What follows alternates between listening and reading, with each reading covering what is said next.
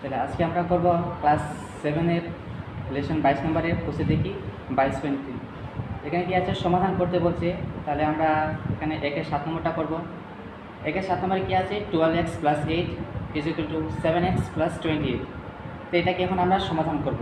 চল দেখা যাক কী করা। এখানে আছে 12x + 8, এদিকে আছে 7x + 28। তাহলে আমরা চলগুলো যেগুলো আছে আমরা আগে চলগুলোকে একদিকে করব। তাহলে এদিকে আছে 12x, ওইদিকে +7x, এদিকে আসলে এদিকে আসলে কী হয়ে যাবে, -7x। তো এদিকে আসলে -7x, এদিকে কি আছে +28, এদিকে আছে +8। তাহলে +8 যদি ইকুয়ালের ওদিকে যায় তাহলে কী হয়ে যাবে, মাইনাস হয়ে যাবে, তাহলে -8।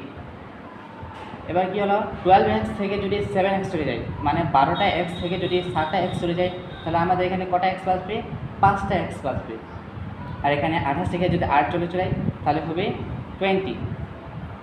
বা লিখে এখন আমরা কি বার করবো, x এর মান বার করবো। তাহলে x এর মান যদি বার করি তাহলে এদিকে কী আছে 20, আর এটা যেহেতু 5 x এর সাথে গুণ করা আছে, তাহলে 5 এদিকে গুণের আকার থাকলে ওদিকে গেলে কী হয়ে যাবে, ভাগ হয়ে যাবে। তাহলে আমরা ভাগ করব। তাহলে 5 দিয়ে যদি 20কে কাটি তাহলে কত আসবে, 5 × 4 = 20। তাহলে নির্ণয় আমরা x এর মান কত পেলাম, 4। তাহলে সমাধান করে আমরা পুরো অঙ্কটা কত পেলাম, x এর মান 4।